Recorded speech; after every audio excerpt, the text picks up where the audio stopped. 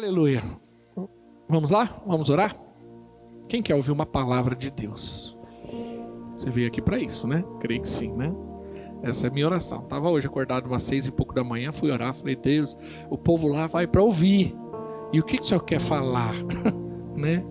Então que você possa ter ouvidos e que o Senhor possa ministrar a tua vida. Mas antes disso, vamos orar? Senhor, em nome de Jesus, nós oramos nessa manhã, agradecendo ao Senhor por esse momento, por essa oportunidade de estarmos aqui. Espírito Santo, nos conduz agora debaixo de uma revelação, debaixo de uma graça poderosa. Que o Senhor possa ministrar a vida de cada um de forma pessoal e individual. Que o Senhor traga uma palavra rema, transformação, de libertação, em nome de Jesus. Amém. Amém. Nas últimas 2 semanas, eu compartilhei aqui com a igreja as raízes do engano, falando que muitas pessoas vivem debaixo de uma mentira, e essa mentira tem nome, né? Que é a raiz dos problemas da maioria das pessoas, que é o medo, a acusação, a condenação. Infelizmente, muitos ainda por não entenderem o coração de Deus, o amor do Pai, se sentem ainda com medo, fogem de Deus, como Adão fugiu de Deus lá. Usei esse texto base lá de Gênesis capítulo 3 para explicar isso, né? Que o comportamento de quem peca e não entende o amor de Deus é sempre o comportamento do medo, da acusação e da condenação. E disse que a maior estratégia do diabo para destruir, né, para desqualificar, para minar a sua fé, é trazendo acusação. Apesar de ele roubar, matar e destruir, o seu nome é Satanás, e Satanás significa acusador. No livro de Apocalipse capítulo 12 diz que ele é o acusador e nos acusa de dia e de noite, porque é essa forma que Satanás trabalha para destruir o homem, para desviar o homem do propósito eterno do Senhor. Amém? Então é muito importante você ter esse entendimento. Agora, o sentimento de acusação, ela está na origem de todos os nossos problemas espirituais. Hoje eu quero compartilhar uma palavra que vai trazer cura, que vai trazer libertação. Porque infelizmente muitos crentes ainda não foram libertos. Não libertos às vezes das drogas, não libertos de um vício, mas libertos do principal problema da vida dele, que é a acusação. Então o problema espiritual, há uma doença espiritual, e essa doença espiritual ela afeta o homem, gerando outros problemas, outras circunstâncias, paralisando essa pessoa, impedindo ela de viver o propósito eterno do Senhor. Eu acho que a grande tristeza de um homem de Deus, né, é chegar no final da sua vida e não ver cumprido o propósito de Deus na sua vida. O motivo de muita gente viver angustiado, viver em depressão, mesmo crendo no Senhor, algo que não deveria acontecer, tem a ver com isso. A raiz do problema, dessa doença espiritual, é a pessoa não entender o propósito de Deus e não estar vivendo isso. Por quê? Porque ela está vivendo debaixo de acusação. O inimigo é chamado de acusador dos nossos irmãos. Por quê? Porque esse é o trabalho do diabo, nos acusar todos os dias, o dia todo, de noite e de dia. E ele aponta nossas faltas constantemente. O tempo todo ele está mostrando para nós o quanto indigno nós somos, aquilo que fazemos de errado, aquilo que não fazemos de certo, aquilo que não fazemos conforme a palavra de Deus. E muitos, por não discernirem isso e não saberem lidar com essa acusação, acabam vivendo uma vida de angústia e sofrimento. Porque tem crente atormentado pela acusação. Quem está entendendo, diga amém. Sabe, quando fazemos algo certo, não é certo o suficiente. Se fazemos algo bom, não é bom o suficiente. Se fazemos algo errado, ele nos lembra disso constantemente. Olha o que diz lá em Apocalipse capítulo 12. Abre comigo lá, Apocalipse 12. Você que está anotando, você que é líder, né, também precisa estar anotando. Apocalipse 12, nos versículos Deixa eu achar aqui.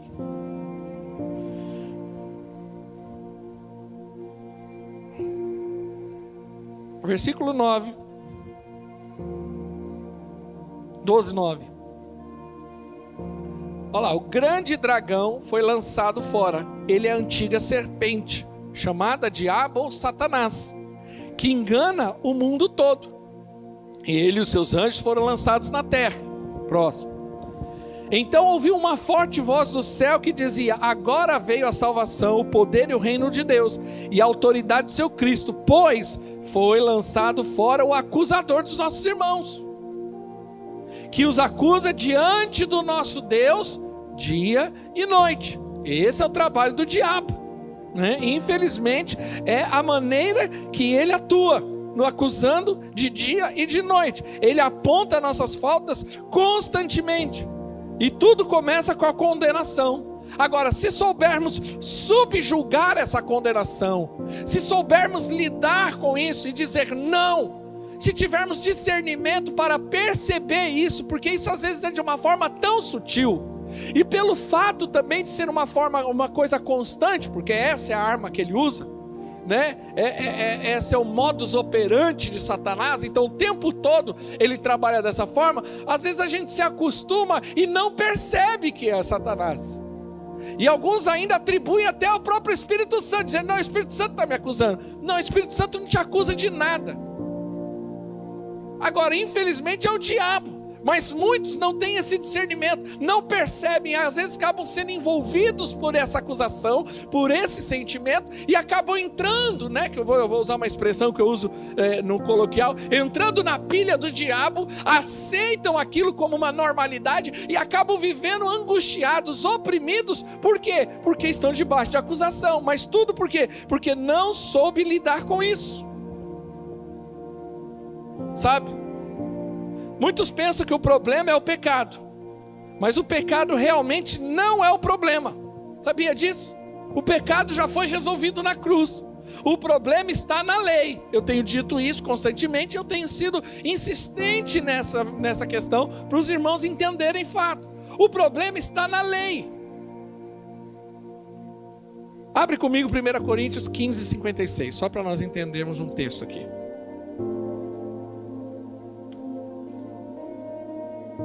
1 Coríntios 15:56. Olha o que diz aqui, ó. Paulo diz claramente que o problema do pecado é a lei. A força do pecado é a lei. Ele diz assim, ó: o aguilhão da morte é o pecado, e a força do pecado é a lei. Ou seja, se não há lei, não tem pecado. O problema é que muita gente ainda vive debaixo da lei, sabe?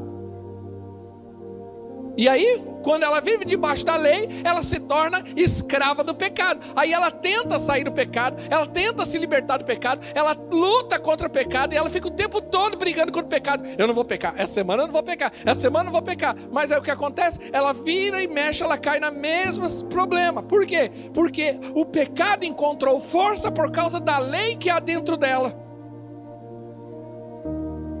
Porque quando alguém realmente tem a revelação de que não está mais debaixo da condenação, ela vence o pecado. O que é a lei? A lei diz o que você tem que fazer, e a graça diz o que Deus fez. Então quando eu vivo na lei, eu fico o tempo todo achando que eu tenho que fazer algo, eu tenho que ser merecedor, eu tenho que ser melhor, eu tenho que ser mais santo, eu tenho que ser mais justo, eu tenho que ser mais bonitinho, eu tenho que ser mais legal. Isso é a lei. A lei diz o que você tem que fazer. A lei não te leva a Deus, mas a graça de Deus é o que Deus fez ao seu respeito. Então eu não fico tentando ser santo por mim mesmo. Eu sou santo por meio de Cristo. Eu estou em Cristo, Ele é santo, eu sou santo. A santidade dele veio para mim. Eu não tento ser justo, eu não tento ser merecedor. Eu me torno merecedor a partir do momento que eu creio no que Cristo fez. Ele se tornou merecedor, e se eu estiver nele, eu também sou merecedor. Quantos estão entendendo? Diga amém. Diga assim: a lei diz o que você tem que fazer, mas a graça diz o que Deus fez. A questão é como que você vive. Você vive na lei ou na graça? Porque quem vive na lei fica o tempo todo se tornando merecedor. E toda vez ela vai cair na justiça própria. Porque tem dia que ela acha que ela merece, tem dia que ela acha que ela não merece. Tem dia que ela acha que ela é boa demais, tem dia que ela acha que não é tão boa. E aí a vida dela é um tormento. Porque o dia que ela comportou bem, ela acha que Deus agora tem a obrigação de abençoar ela. E o dia que ela não comportou bem, agora Deus mesmo não vai fazer nada por ela. Ela fala, nem na igreja eu vou. Porque acha que Deus vai falar comigo? Acha que Deus quer falar alguma coisa comigo? Eu sou um pecador desgraçado. Então nem não vou no culto hoje. Nem ceia eu vou tomar. Porque eu nem sou merecedor da ceia. Por quê? Porque eu fiz tudo de errado. Mas também na semana em que ele ora e jejua, Satanás, vem cá, porque agora eu te pego pelo rabo. Agora eu rodo você. Porque agora ele se acha merecedor. E aí ele vive o tempo todo nesses dois aspectos. Quando você está entendendo, diga amém. Sabe? Agora, quando eu entendo que eu já fui perdoado e que a lei não tem mais poder sobre a minha vida, eu vivo em paz. É o que aconteceu com a mulher adúltera. João capítulo 8. A mulher foi pega em adultério. Queriam apedrejá-la. Todo mundo conhece a história. Jesus vai lá, escreve na terra, fala, quem tem pecado, atire a primeira pedra. A Bíblia diz que todo mundo foi embora. Por quê? Porque viram que não tinha jeito. Mas olha a resposta de Jesus, que é maravilhosa nesse texto. João capítulo 8, versículo 10 e 11.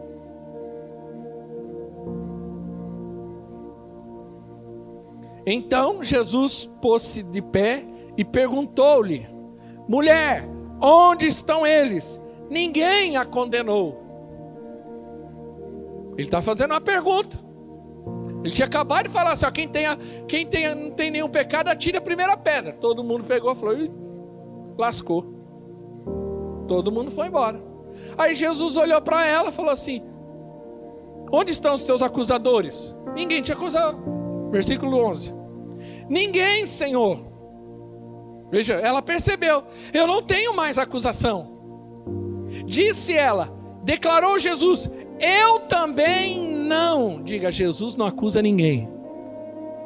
Eu também não a condeno. Agora vá e abandone a sua vida de pecado. Você só consegue vencer o pecado quando você entende o perdão. Quando você entende que Jesus, pelo sangue dele, já te perdoou. Porque Jesus não te condena. Tem gente que fica, não, Jesus está me condenando. Não existe acusação de Jesus. A Bíblia diz, Romanos capítulo 8, não há acusação para aqueles que estão em Cristo. Mas se você quer um texto melhor, João capítulo 5, 45. João capítulo 5, 45. Olha o que Jesus fala sobre esse assunto. Ó Jesus, ele fala assim, contudo, não pensem que eu os acusarei perante ao Pai. Porque tem gente que acha que vai chegar no céu e Jesus vai estar assim, esse pode, porque esse não presta, esse presta, esse não presta, esse foi bom, esse não foi bom, esse liderou, esse não liderou. Não, irmãos, isso não vai ser obra de Jesus. Não é o papel dele, ele não nos acusa. Contudo, não pense que eu os acusarei perante o Pai. Quem os acusa é Moisés. Quem é? No Novo Testamento, toda vez que fala de Moisés, o que representa? A lei. Os irmãos estão treinadinhos, viu? A lei.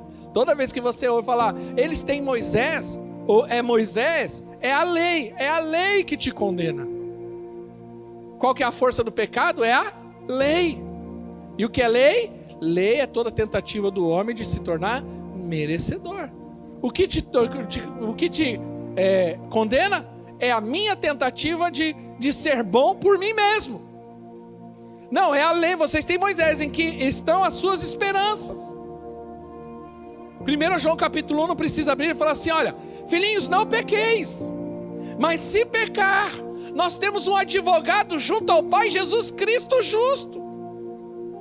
Ele é a propiciação pelos nossos pecados. Nós temos um advogado. O advogado é aquele que defende, não é aquele que acusa.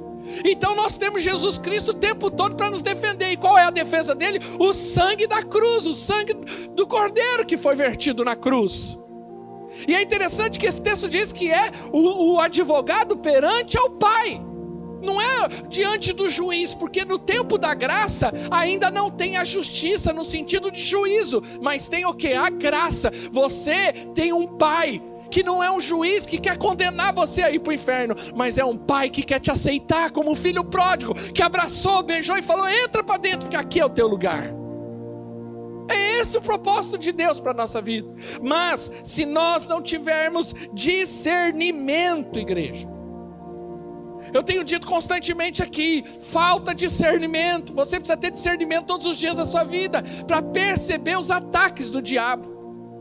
A Bíblia diz em Efésios que o diabo lança setas inflamadas. E o que são setas inflamadas? São acusações na nossa mente, e nós precisamos do escudo da fé. Nós precisamos nos repreender, nos guardar disso. Nós precisamos ter discernimento. Então eu queria falar aqui de alguns sintomas de como você perceber a condenação na vida da pessoa, na sua. Você precisa aprender. Como que eu sei que aquela pessoa está debaixo de condenação? Como toda doença, ela tem sintomas. Ela tem sinais. E quem está debaixo de acusação, que é uma doença espiritual, ela tem sinais. Qual é o primeiro sinal? Vamos lá. A sensação constante de incapacidade.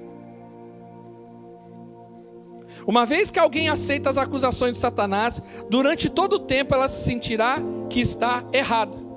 Quando se ajoelha para orar, ela pensa que está errada, e Deus não ouvirá suas orações.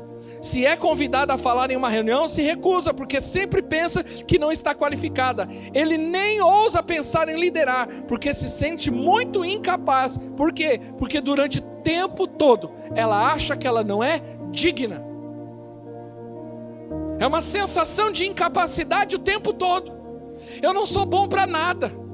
Se alguém a desafia, se alguma circunstância está diante dela, o tempo todo ela acha: não, eu não tenho capacidade, eu não posso, eu não estou qualificada, eu não sou bom o suficiente. Quando você fala para ela, e eu não estou falando isso nem a sentido somente de ministério, essa é a razão porque muita gente não lidera. Porque na verdade ela vive debaixo de acusação. Como que eu vou liderar? Eu não posso, eu não tenho capacidade, eu já tenho meus problemas, eu já tenho minha dificuldade. Por isso que eu gosto daquele texto de Zacarias: não por força e nem por violência, mas pelo meu espírito. Por isso que eu gosto de Paulo em 2 Coríntios capítulo 5, não que sejamos capazes por nós mesmos, mas a minha capacidade vem de Deus. Eu não lidero aqui porque eu me acho mais conhecedor. Eu não estou aqui nesse púlpito porque eu acho que eu sou melhor do que alguém. Eu estou aqui porque eu confio na graça e no poder do Altíssimo que me chamou para essa obra. Eu não prego com eloquência porque eu me sinto um grande orador. Pelo contrário, a questão é o seguinte: eu confio na graça do Senhor. Foi Ele, é Ele que vai me capacitar. É Ele, a responsabilidade dEle, não é minha. Mas muita gente não quer liderar, não quer se envolver, não quer pôr a mão na arado, porque ela acha que ela não tem capacidade para nada, inclusive para fazer a obra na igreja. Aí você fala para ela: olha, vai ter um serviço, vai estudar, vai tentar galgar uma profissão melhor. Não, eu não tenho capacidade, já estou velho para estudar. Eu já estou, não, essa coisa é até muito difícil. Deixa eu ficar aqui na minha zoninha de conforto, porque aqui está gostoso. Mas não, olha, tem uma oportunidade para você. Não tenho condição não. Eu não posso. Só Deus sabe como eu estou. Uma pessoa assim está debaixo de condenação. Só que o problema é que ela não discerne isso, porque às vezes ela vive isso há tanto tempo, que ela acha que aquilo é a maneira dela de ser. Mas Deus não te criou para mediocridade. Deus é um Deus grande, Ele te criou para coisas grandes. Posso ouvir um amém? Deus não te criou para mediocridade. Deixa eu te dizer uma coisa: olha as palavras de Deus ao respeito da nossa vida. Deus tem coisas grandes, Ele pensa coisas grandes. Os seus pensamentos não são os meus pensamentos, porque os meus pensamentos são maiores. Todos os seus planos, eu quero te dizer, são pequenos perto daquilo que Deus tem para mim e para você. Eu e você podemos ousar a sonhar, em planejar, em desejar coisas grandiosas. Por quê? Porque nosso Deus é um Deus de coisas grandes. Mas infelizmente muitos ainda vivem uma vida de mediocridade, aquém daquilo que Deus gostaria que ela vivesse. Sabe por quê? Porque ela acha que não é capaz. Porque ela acha o tempo todo, o diabo diz que ela é desqualificada.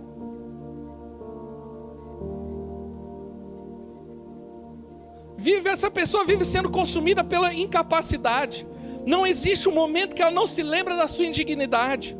Ninguém que aceita acusação pode permanecer na posição de um vencedor. E nós precisamos aprender a rejeitar. Quando vier esse sentimento no coração, fala, está repreendido em nome de Jesus. Eu não aceito esse sentimento. Se alguém por algum motivo for usado pelo diabo para falar que você não serve, que você não presta, você fala, está repreendido em nome de Jesus. Eu sei quem eu sou em Cristo Jesus. E Ele me fez mais que vencedor.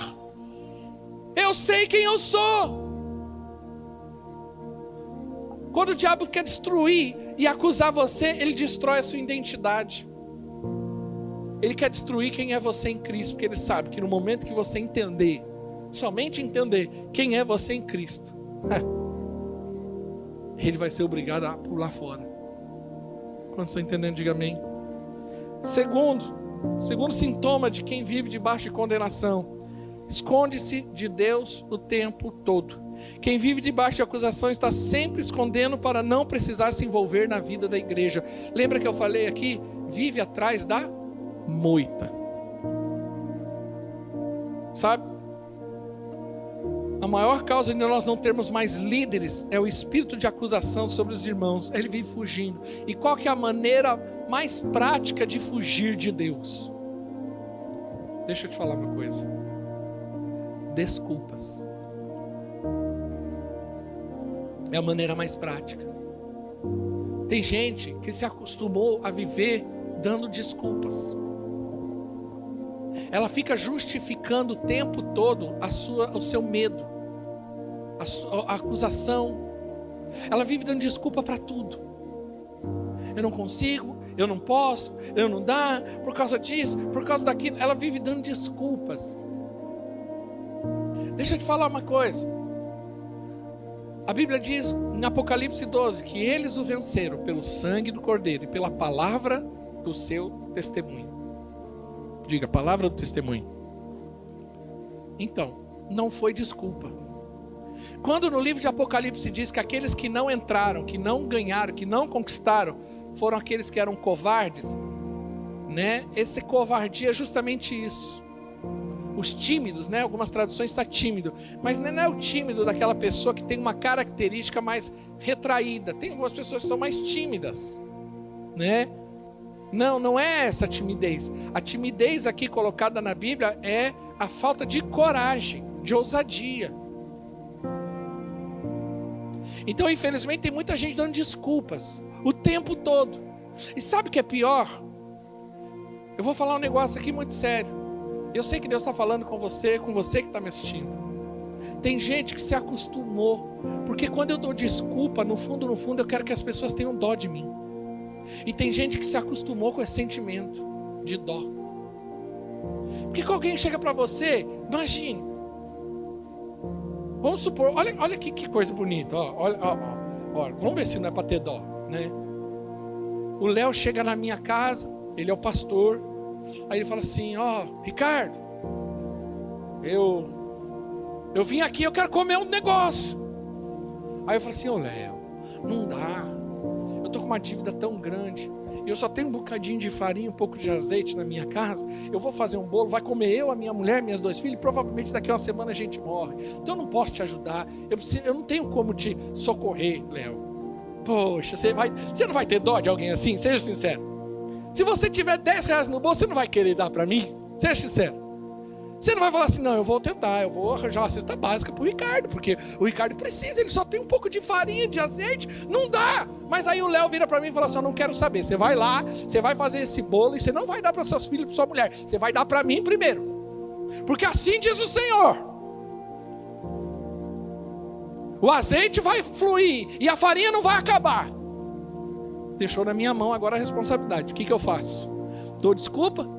Não, Léo, você tem que ter dó de mim, Léo. Aí eu saio indignado. Esse cara é um canalha. Isso não é pastor.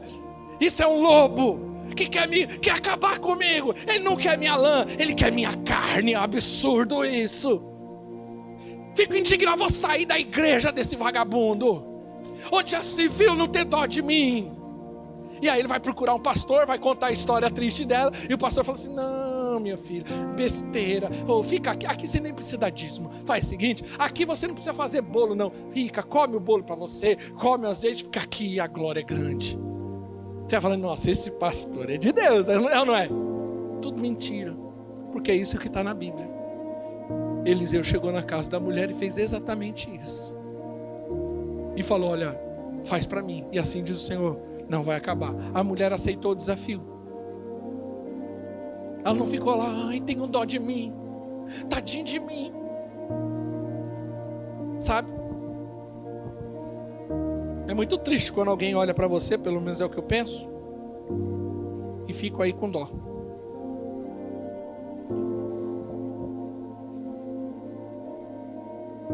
Tem muita gente que se acostumou com o sentimento de dó. Então ela fica se justificando. Eu não posso liderar. Eu tenho meus problemas.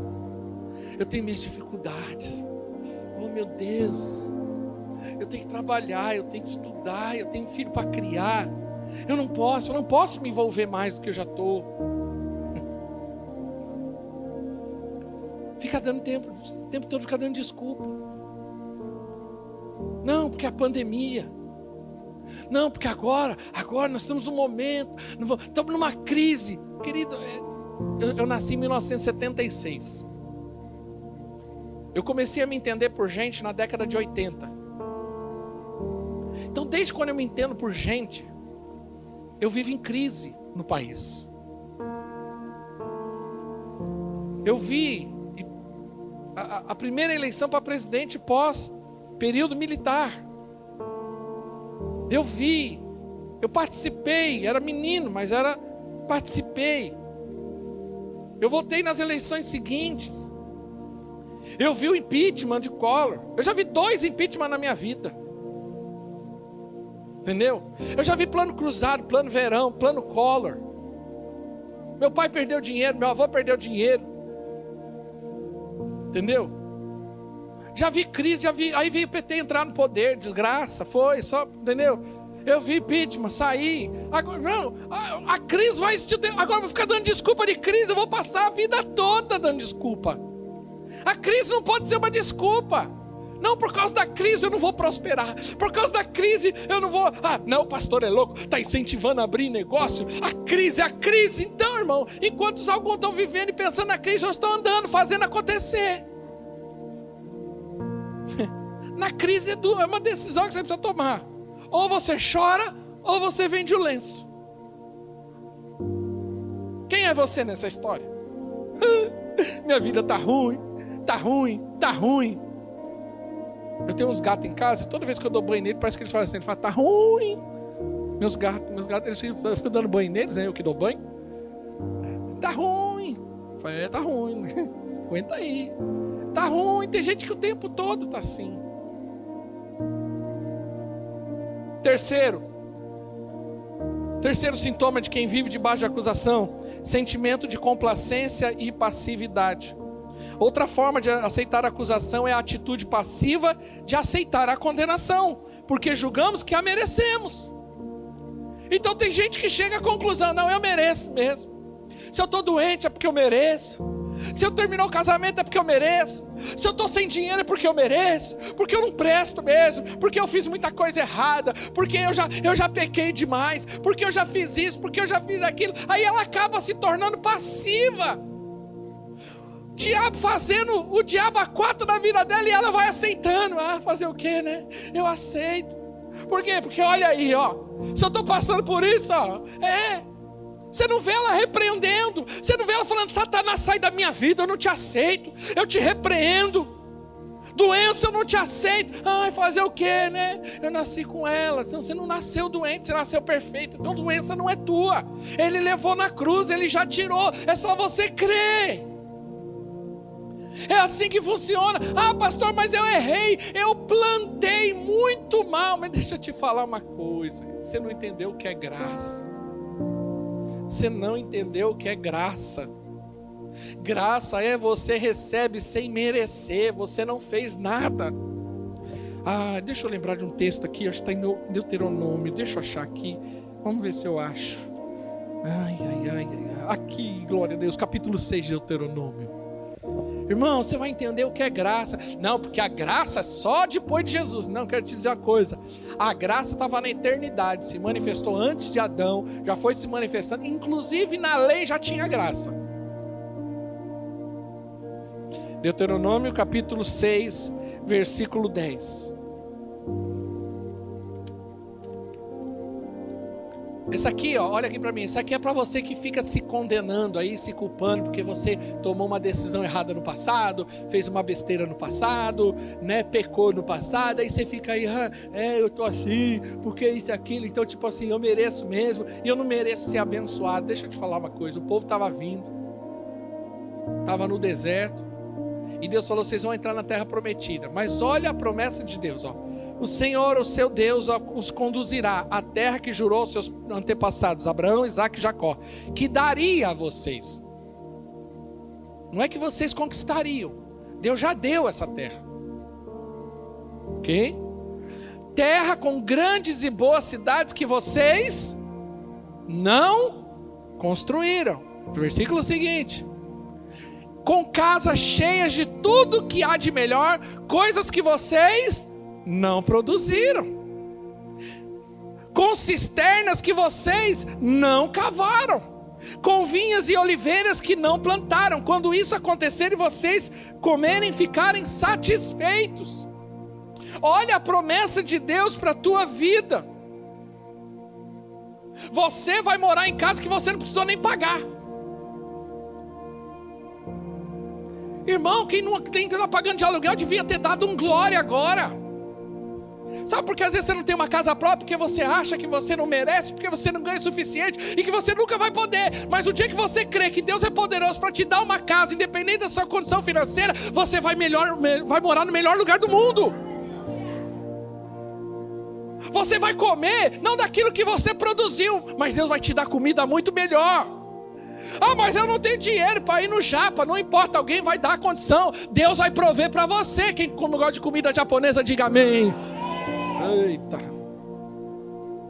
Quem não gosta, segura em Deus. Você está entendendo o que é graça? Não é o que eu faço. Não, porque eu não mereço mesmo, porque eu fiz umas decisões, uns investimentos errados, e aí eu perdi tudo, eu me dei mal, e agora eu tenho que pagar aluguel mesmo, agora eu tenho que viver na miséria mesmo. Você não precisa aceitar isso na tua vida, porque Deus é poderoso para mudar a tua realidade e te prosperar. Não porque você merece, não porque você é bonzinho, não porque você é santo, mas porque Ele te ama e a bondade dEle há de se manifestar. E isso é bondade de Deus. Olha aqui. Volta lá, filho, volta lá. Texto, por favor. Com vinhas e oliveiras que não plantaram. A vinha produz uva e oliveira produz azeite. Você vai ter uva o bastante e você nem plantou. A uva, o vinho na Bíblia significa alegria. E o azeite significa Espírito Santo. Olha aqui para mim. Guarda essa revelação para você. Isso aqui é do trono. Eu tenho convicção disso do que eu estou falando. Meu espírito se enche.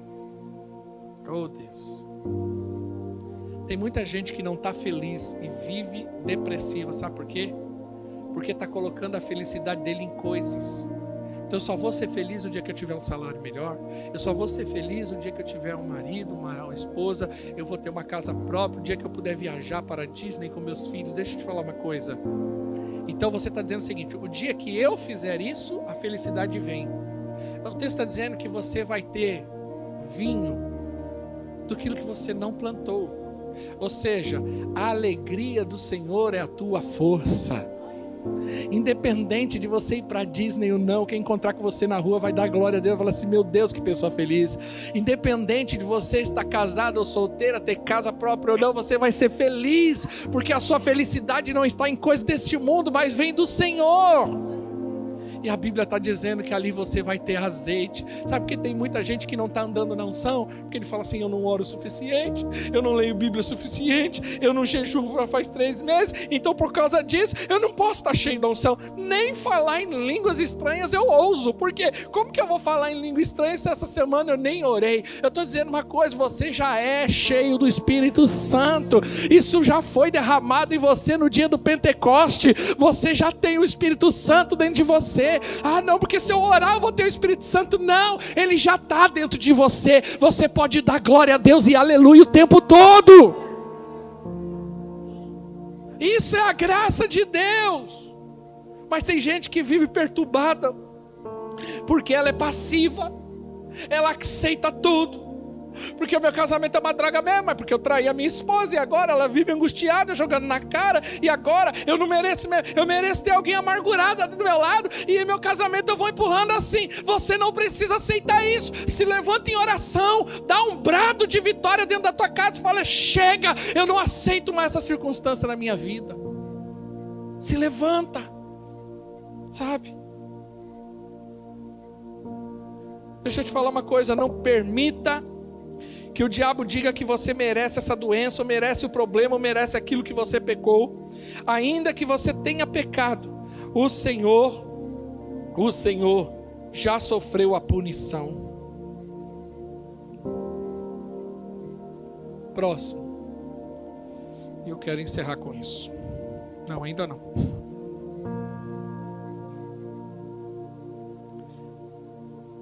A pessoa que está debaixo de acusação, ela tem um sintoma. Ela sempre está procurando um culpado. Quem se sente debaixo de condenação tenta diminuir a sensação, o peso do pecado, procurando culpados. Ele até reconhece que errou, mas isso nunca, ela diz assim, isso nunca teria acontecido se fulano ou beltrano não fizesse isso. Eu sei que eu já fiz um comentário parecido nas mensagens anteriores, mas é importante nós resolvermos isso agora. Quando eu falei de desculpas, também cabe para você, para mim. Para de culpar os outros. Ah, eu não tenho oportunidade, eu nunca vou ser alguém na vida porque eu não tive oportunidade, porque o meu pai e a minha mãe, porque o meu pai me abandonou, a minha mãe só pensou nisso, e por causa daquilo. O meu ministério não anda porque um dia o pastor, porque um dia o meu líder, porque um dia, ele sempre quer achar um culpado. Porque se fulano não tivesse feito isso comigo, eu seria uma pessoa muito melhor. Você não está querendo assumir a responsabilidade de falar assim, eu errei, ou estou errado, ou não estou errado, mas eu acato a vontade de Deus e eu vou caminhar naquilo que Deus tem para mim. Mas a pessoa que está debaixo de condenação, ela quer aliviar o peso do pecado. Adão culpou a mulher.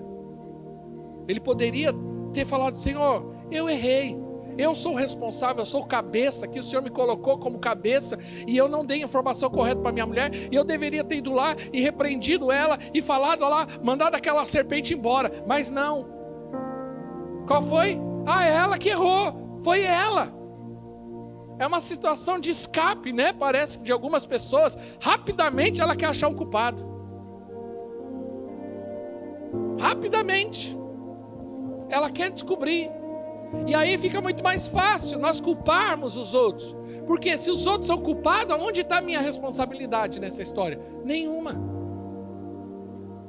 Eu estou magoado, eu estou ferido, eu estou machucado, estou em depressão. Mas tudo isso é culpa do outro. Então eu não tenho responsabilidade.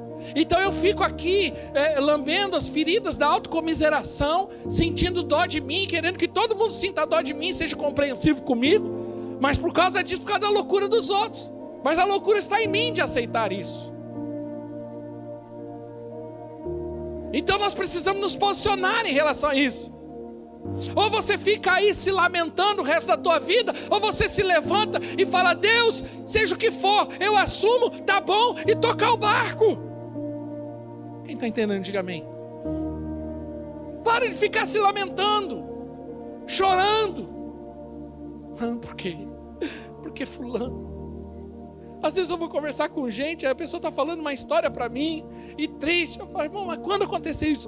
Pastor, foi lá, no verão de 1998. Mas meu Deus, já passou 22 anos. Não, pastor, mas isso é muito presente. Só Deus sabe. Eu falei, então, mas a culpa é de quem? E fulano, onde está? Fulano já até morreu. Eu falei, ele morreu, mas o negócio não morreu dentro de você? Você ainda está magoado com alguém que está morto?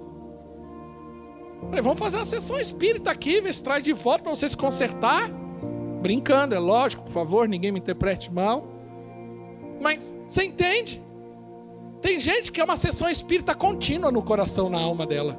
Ela o tempo todo está evocando o morto. Está evocando o morto, porque não consegue perdoar, não consegue liberar perdão, não consegue, sabe? Está sempre ali, remoendo a mesma história, a mesma conversa. Por quê? Por conta da acusação. E por último, quero encerrar com isso. O horário já está no limite. Eventualmente, o diabo procura o sentimento de inferioridade. O diabo procura eventualmente disfarçar a acusação com o sentimento de humildade cristã.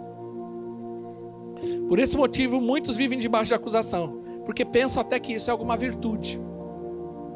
Mas a humildade não é ficar o tempo todo olhando para si mesmo e se desqualificando. Humildade é contemplar o Senhor e se apegar à sua palavra. Mas tem gente que fica o tempo todo e ela acha que aquilo é uma humildade, mas é uma falsa humildade. Eu não presto mesmo. Eu sou um coitadinho mesmo. Eu sou um sofredor mesmo. Eu sou, ai, tadinho de mim, né? E ela acha que isso é bonito. Ela acha que isso é honroso, mas não é. Porque ela tá se desqualificando o tempo todo. E ela não olha para Jesus, ela olha para ela o tempo todo. Eu não mereço mesmo, sabe? Eu tenho uma vida simples, uma família simples. Eu sou simples. Olha aqui. Quantos estão conseguindo entender? Diga amém. Esse é o erro de muita gente, sabe? Nós precisamos confiar no sangue do Senhor, no sangue do Cordeiro. Queria que a banda pudesse subir. Eu queria que você entendesse isso. E às vezes você entrou aqui hoje, ouviu essa palavra, e de alguma forma você se identificou com ela. O Senhor hoje quer quebrar cadeias aqui hoje espirituais. Quando eu preparava essa palavra e orava a respeito disso, eu poderia ter colocado o tema, sinais de alguém que anda debaixo de acusação, mas eu estava orando, Deus me deu essa palavra, libertos. Porque tem gente que precisa ser liberta desse sentimento. A acusação é um sentimento que às vezes a pessoa vive com aquilo. E como eu disse no começo, eu repito, às vezes ela até já acostumou. E ela já acha que é até dela. Então ela já se acostumou com uma voz ali acusando ela o tempo todo. Alguns até acham que é o Espírito Santo que fica, olha. O Espírito Santo não acusa. O Espírito Santo não condena.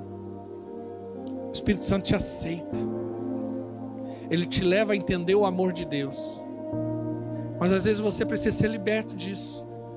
Sentimento de acusação, do medo. Gente que não se acha capaz. Fica o tempo todo, sentimento complexo de inferioridade. Eu sei que algumas pessoas vivem isso às vezes desde a sua primeira infância. O tempo todo. Não se acha qualificado, não se acha merecedor. Porque às vezes até alguém um dia falou: você nunca vai ser nada na vida. Você vai ser um traste. É igual ao seu pai mesmo. Você vai ser uma prostituta. Você nunca vai dar certo. Você não serve. Porque você é isso, porque você é magro, porque você é gordo. Porque você tem o olho grande, porque você tem a orelha grande. E o tempo todo se sentindo desqualificado. Às vezes uma traição, um abandono, fez você sentir que você faz tudo errado. E às vezes fez. Pode ser que um período da sua vida você fez um monte de coisa errada. Porque todo mundo, acredita que passa por uma fase. Que às vezes a gente toma cada decisão besta, que depois de mais velho você fala assim: por que eu fui falar? Mas não se condene não. Não se acuse não. Se você está aqui hoje, é porque Deus olhou para você e te amou. E a Bíblia diz que Ele te laçou e te trouxe para perto.